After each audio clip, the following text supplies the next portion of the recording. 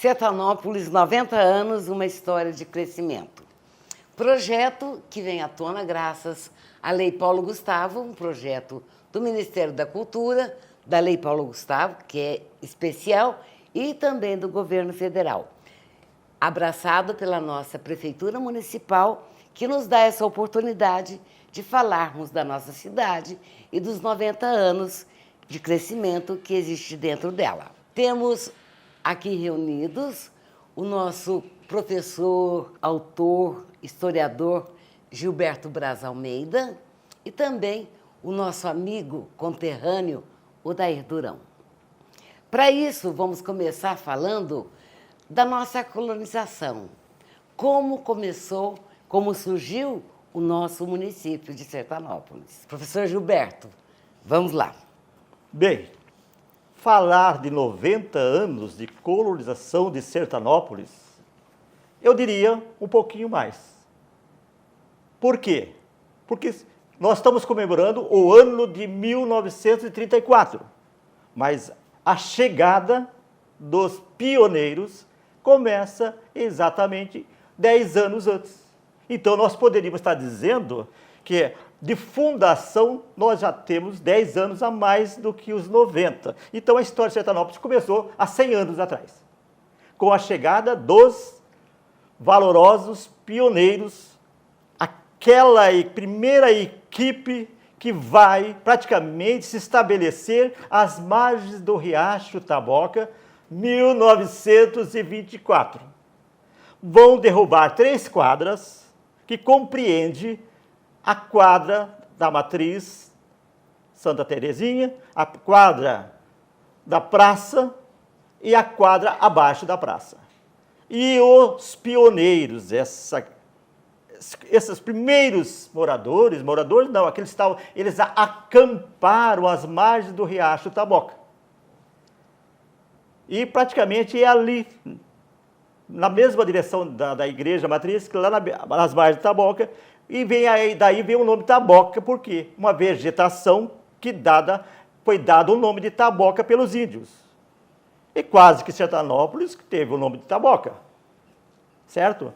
Mas, a partir daí, foram derrubadas essas 3 quadras e praticamente já vai ser criado toda a planta do município, e que compreende um quadrado quase que, né, da Rua Espírito Santo até a Rua Distrito Federal, da Rua Santa Catarina até a Sergipe. E isso praticamente vai ser o início. Mas é bom que se diga que o que traz os aventureiros para Sertanópolis são os que trabalhavam em fazendas de café na condição de empregado no estado de São Paulo. São esses os compradores das terras de Sertanópolis, que vão praticamente colonizar, dar início à colonização. E os primeiros pioneiros a derrubar as primeiras florestas nas suas propriedades, começam por ano de 1925. E a grande chegada vai acontecer entre 1927 a 1930, que vem em grande quantidade de famílias portuguesas, italianas, espanholas, e vieram também 2 famílias de origem negras, né? E uma família de origem japonesa.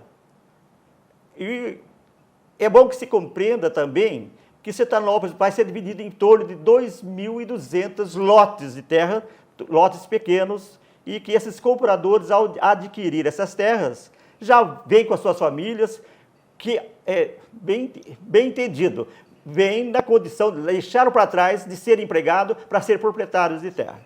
Com relação às primeiras famílias, eu me sinto numa condição fácil de relatar alguns fatos ocorridos na nossa querida Sertanópolis. Meu avô, pela questão familiar, meu avô esteve aqui à procura de terras para aquisição em 1922. Assim como relatou o professor Gilberto, Eram famílias camponeses, famílias vindas de Portugal. Meu avô era português, de Penafiel. Famílias vindas do estado de São Paulo, ainda com dificuldades nos empregos de lá, eram trabalhadores braçais que aprenderam muita coisa nos seus países de origem, a velha Europa, que sempre ditou normas e conhecimentos com relação à agricultura, ao trabalho agrícola. E eles, agricultores, vieram para cá na busca da compra, aquisição de terras.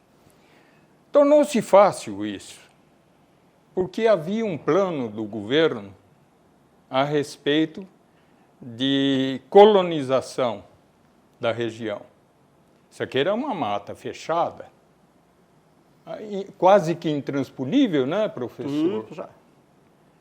E ao fio do machado, eles conseguiram abrir as primeiras terras mais dedicados à cultura do café. Aqui, nós fomos agraciados por Deus justamente com a mata, a mais linda do Paraná. Sertanópolis é pioneira no norte novíssimo do Paraná. Certo, professor? Aqui se instalou a primeira indústria do estado do Paraná, norte, novíssimo. Foi uma serraria, pertencia ao senhor Manuel Gomes Ferreira e Santiago. Eles instalaram essa serraria, que era uma indústria e era de porte, instalaram à margem do Taboca.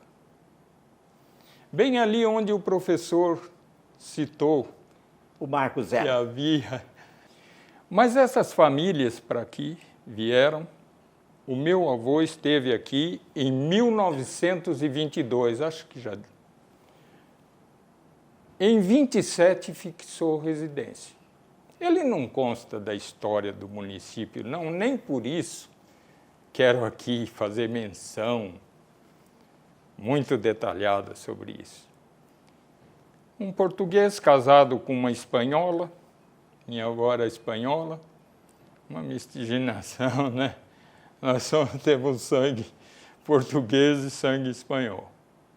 Mas todas essas famílias eram dignas, uma dignidade em comum, porque naquele tempo a coisa era pesada mesmo. Eles vieram para trabalhar no mais difícil território de todo o Paraná. O porquê disso? A mata. A mata era densa, a mata era pesada. E cumpria a eles abrir, dar clarão a isso aqui. Sertanópolis, como eu disse, é mãe. É máter, é mãe de todos esses municípios por aqui. Exceção feita a Jataí, a velha Jataí, que também não era uma cidade. Era um povoado, era um distrito. Mas Sertanópolis pertencia a Jataí, mas Sertanópolis mostrava-se como a rainha de todo o norte novíssimo. As entradas foram por IEP, certo, professor? Vindo por um patrimônio pequeno que aqui depois se tornou-se 1º de maio. Colônia do Limoeiro. Ou tornou-se 1º de maio. Professor? Colônia do Limoeiro, 1º de maio. Limoeiro. Limoeiro. Exatamente. Ali foi a entrada a e chegada. outras entradas aqui por Jataí, agora, né? Jataizinho. Eles sofreram muito, picadas, animais, peçonhentos, onças. Era um grande desafio, mas venceram tudo isso. E hoje, com orgulho, e eu agradeço ao convite do Reginaldo por estar aqui, para dizer um pouco, muito pouco, do que essa terra representa, não só para mim, mas para todas as famílias que aqui habitam. É bom também que se diga que quando aqui chegaram os pioneiros, já tinha os tais poceiros. Aqueles que vieram antes, tomaram posse da terra e já tinha famílias instaladas ali perto do campo de aviação, perto das margens do Rio Cor do Boi, e também na Água do Cerne tinha várias famílias que já estavam ali estabelecidas. E com a colonização da Companhia Tibagi Limitada, foi dada a prioridade para eles continuar morando nas terras. Não é? Então, muitos, por exemplo, foi encontrado aqui nas margens do Cor do Boi, pomar que já estava com mais de 20 anos produzindo as frutas. Então, quer dizer, chegaram bem antes, quase no início do século.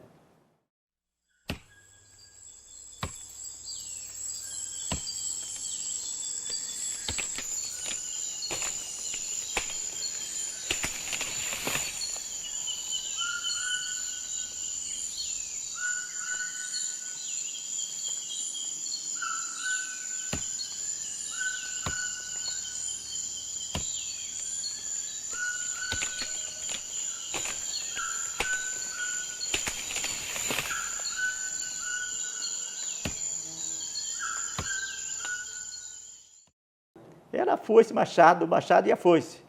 E a coragem. E a grande vantagem, né, que nós estamos aqui, famílias de pioneiro, as famílias eram numerosas. Eram 9, 10, 12 filhos, porque a época demandava mão de obra. E a mão de obra não era máquina, era a mão do homem. E ninguém dava emprego para uma família, um casal. Tinha que, para ocupar a casa numa fazenda, num sítio, tinha que ter 5, 6 trabalhadores. Para cuidar da quantidade de pé de café. Exatamente.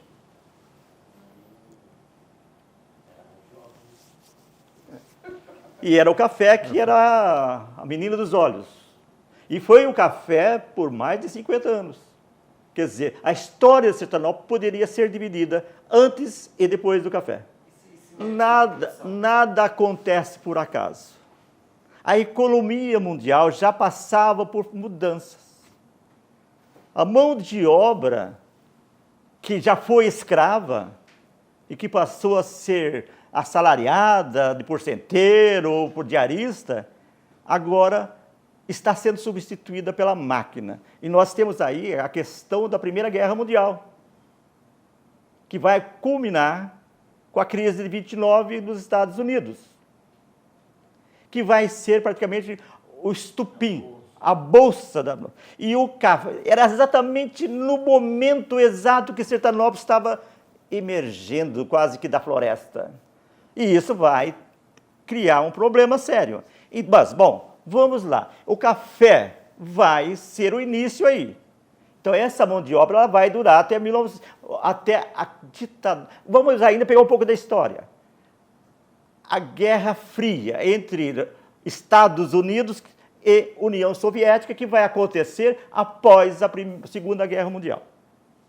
A competição entre Estados Unidos e tal. Quer dizer, o mundo estava na balança, os países estavam na balança entre ser comunista e alinhar com a União Soviética, ou ser capitalista, alinhar com os Estados Unidos. E é evidente que nós aí trazendo para Sertanópolis, nós vamos ter 2.200 propriedades pequenas, médias, que seria hoje o quê? Agricultura familiar. Claro, o que eles tinham de grandiosidade, grande para vender? O café. O café era a sustentação. Mas o café tinha questão da geada, tinha questão de uma super safra, vinha uma outra fracassada em seguida. Aí já vai começar a vir as pragas. Primeiro a broca.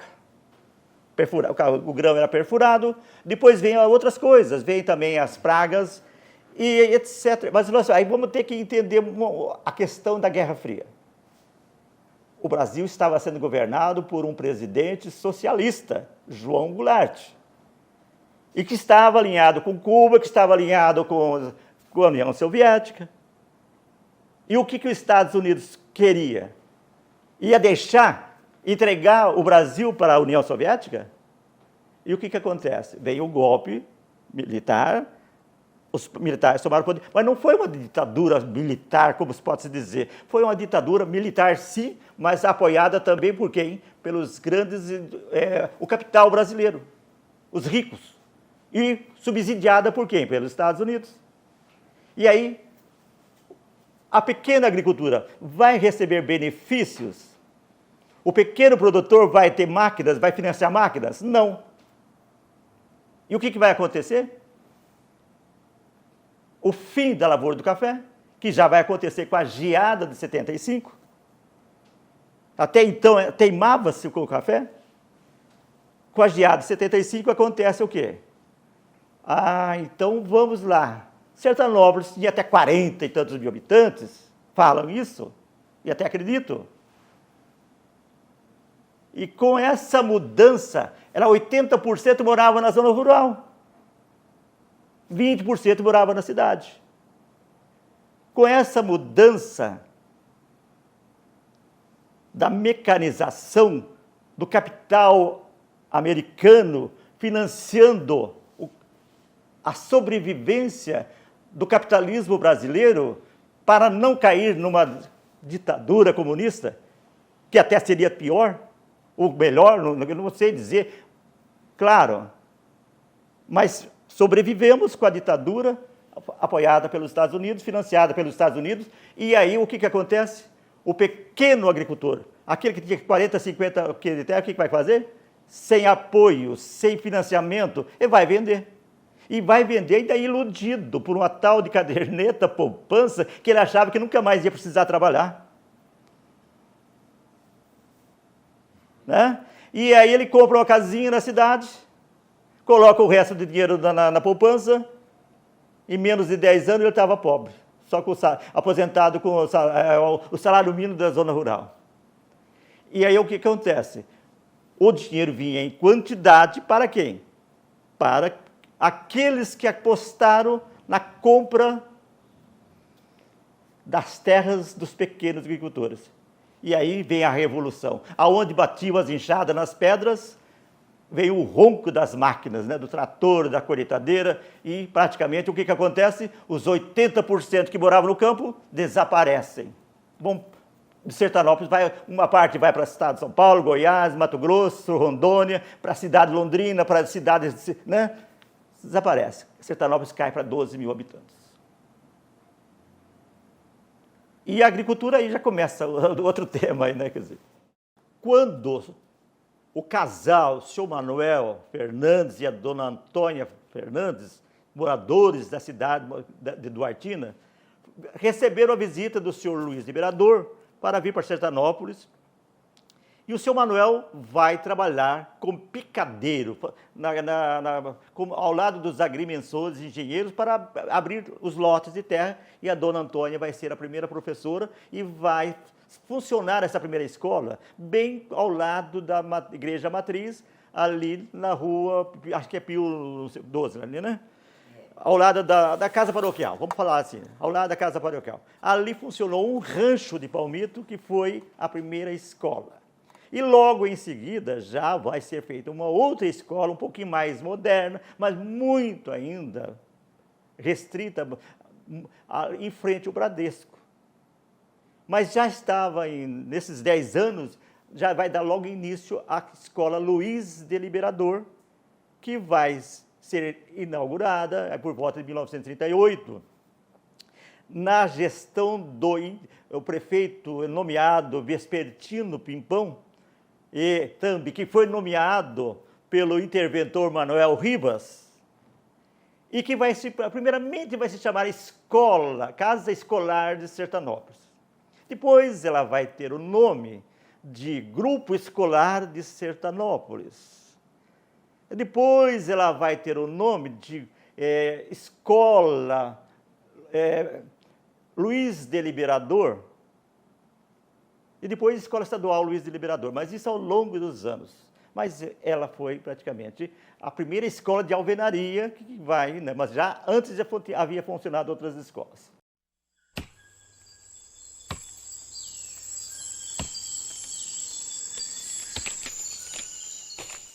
Bem, o casarão, ele tem praticamente a história de Sertanópolis. Por quê? Se Sertanópolis, o ano de 1934, é importante a restauração do município de Sertanópolis, porque houve a tentativa que abortou e não deu certo. Então, 1934 é o ano também que se constrói o casarão do Cerne. Com dinheiro de herança do meu avô de Portugal e das primeiras safras de café. Esse casarão, praticamente, a base da madeira foi serrada na mão aqui. Colocava a história em cima de giraus e um embaixo, outro em cima, e fazia aqueles baldrames enormes, e madeira de peroba mesmo. Então, ele, praticamente, marca o início do fim dos ranchos de palmito, porque os ranchos de palmito foram as primeiras moradias dos primeiros que compraram terras em Sertanópolis. Até muitos ranchos de palmito foram construídos dentro da cidade. Então, em 1934, começa a história do casarão. E que vai estar ligado ao meu livro, que vai estar ligado ao livro do meu padrinho, Mário Braz Almeida. O Braz vem lá desse Mário Braz. E foi praticamente a história da família. Está ligado à história da família.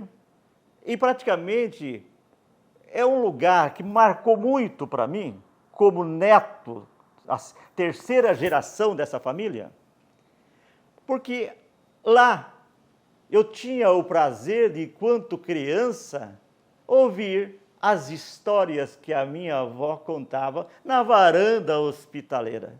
Não era só eu, eram os netos. Então essa avó foi assim um modelo de educação, de inspiração. E esse meu padrinho, Mário Braz Almeida, ele praticamente foi o que me conduziu ao mundo literário. Porque ele não me dava presentes. Eu queria ganhar presente, mas não me dava presentes. Ele me dava livros. Ele me dava livros. Ele me dava livros.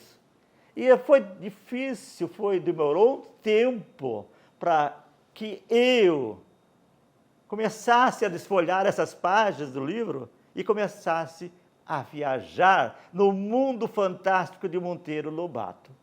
E aí, o meu primeiro livro de prosa, O Casarão do Cerne, vai estar ligado praticamente às histórias que a Dona Beta contava lá no Sítio Pica-Pau Amarelo, mas eram as histórias que a minha avó também contava, claro, diferentes, sim, mas aquilo me fascinava.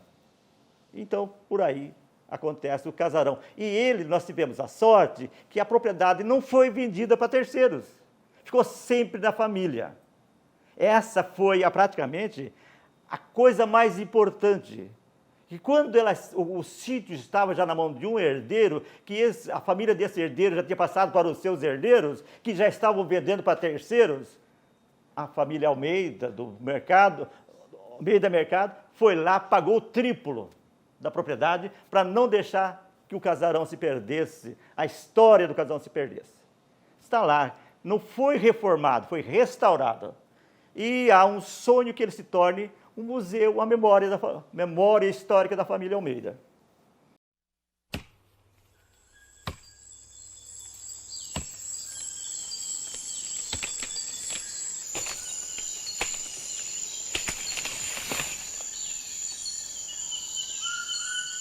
Eu estava secretariando a Prefeitura de Sertanópolis nessa questão de transformar o nada em alguma coisa, É responsabilidade, sim, de cada um que se põe a dirigir o município. As finanças, naquela época, estavam estranguladas. Plano daqui, plano de lá e aquela coisa toda. Acabaram com o município, com os municípios do país. Resumindo, pequenina Sertanópolis. Não havia recursos para quase nada. Surge a ideia. Quando não se tem nada, vamos então criar dentro desse nada alguma coisa. E então, como o professor citou aqui, eu vou continuar. Vamos então represar uma água aí e fazer uma lagoa? Surge a ideia do Tabocó. Muitos criticam até o nome. Tabocó é o lago. O rio é Taboca, continua sendo o rio Taboca, assim como o Tibagi é o Tibagi. A represa é de Capivara. Foi boa essa oportunidade, porque se este momento for transmitido, e eu espero que não que todos, de uma vez por todas, aqueles que criticam, copiaram lá do Lago Igapó. Copiaram coisa nenhuma. O próprio nome, o próprio termo Taboca, ensejou o termo Tabocó. Como fazer? Eu tinha poucos conhecimentos, como tenho, mas sou um apreciador da história, da geografia. A barragem era terra. Surgiu um amigo, já falecido esses tempos, com essa tal de Covid. Gente, eu estou liberado a fazer uma terraplenagem, onde vou estabelecer uma empresa. E de lá sairão muitos caminhões de terra. Não serviria para vocês aqui fazer alguma coisa com essa terra? Pelo menos o depósito, minha gente. Queria poder contar com vocês. Será que não existe um terreno público para eu depositar essa terra? Surge outra ideia. Nós vamos precisar de toda essa tua terra. E algumas barrancas aí que foram feitas, microbacias naquela época. Não tínhamos dinheiro, arrumamos lá uma máquina do Estado, venha para cá. E aí então, caminhões e caminhões. As viagens, o combustível, era por conta do proprietário. Ele queria depositar aquela terra e não tinha onde colocar. Colocamos todos na barragem do Tabocó. Todos os caminhões. Tem mais? Não tem? Lá naquela microbacia tem um barranco lá atrapalhando. Vamos trazer para cá. E esse verbo é fazer. Custe o que custar. Ou não custe nada, mas faça. Aí então surgiu esse belo lago. Houve quem se levantou. O que é que eles estão fazendo? A primeira chuva roda tudo isso. Não roda. Não. Quem sou eu para afirmar essas coisas? Mas afirmei. Não vai rodar. Pequeno ali, ajudando o prefeito. Ele não tinha dinheiro para fazer nada. Vamos lá. Então veio a primeira chuva. Vieram muitas outras, eu não conto, não sei quantas. Muitas. E com a graça de Deus o lago está servindo lá, com aquela barragem que ia rodar na primeira, rodou não. Está servindo como cartão postal da cidade. Ah, mas eles não fizeram a urbanização do lago. Não deu tempo. Não deu tempo. Não fez porque não deu tempo, mas isso é normal. Outros administradores vão lá e vão melhorando o lago. Formou-se um belo lago, sem atrapalhar nada, ninguém. Muito pelo contrário, beneficiar toda uma coletividade. E aí nós vamos voltar à questão da taboca. A taboca, tabocó, sapocó. Por que sapocó? Porque era um criame de sapos. Era uma taboa imensa, quer dizer, um pantanal. Certo? E aquilo era feio, mal cheiroso, criador de serpentes, etc. e tal. E olha a diferença disso, o mais feio para o mais belo.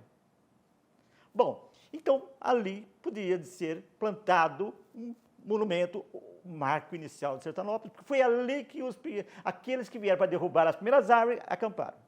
Mas ali eles encontraram também uma picada dos índios caigangues, que dava acesso a São Pedro de Alcântara, que foi mais tarde Jataizinho. Porque Dom Pedro II fundou a cidade de Dom Pedro de Alcântara na época da Guerra do Paraguai. Sim. Certo? E já tinha uma picada de índios caigangues. E esses poceiros levavam os porcos a se tocar como se fosse boiadas, amarrados em peios de corda, andando até São Pedro de Alcântara. Quer dizer, eles não tinham outro acesso. E também é bom que se diga que Sertanópolis capengou muito enquanto dependeu da cidade de Assis e Paraguaçu. Quando Londrina começa pelos ingleses, quando Londrina praticamente já com a força capital dos ingleses, a pujança, que de repente já superou Sertanópolis e já aquele crescimento, já se abre uma estrada que vai ligar Sertanópolis, né, a Londrina.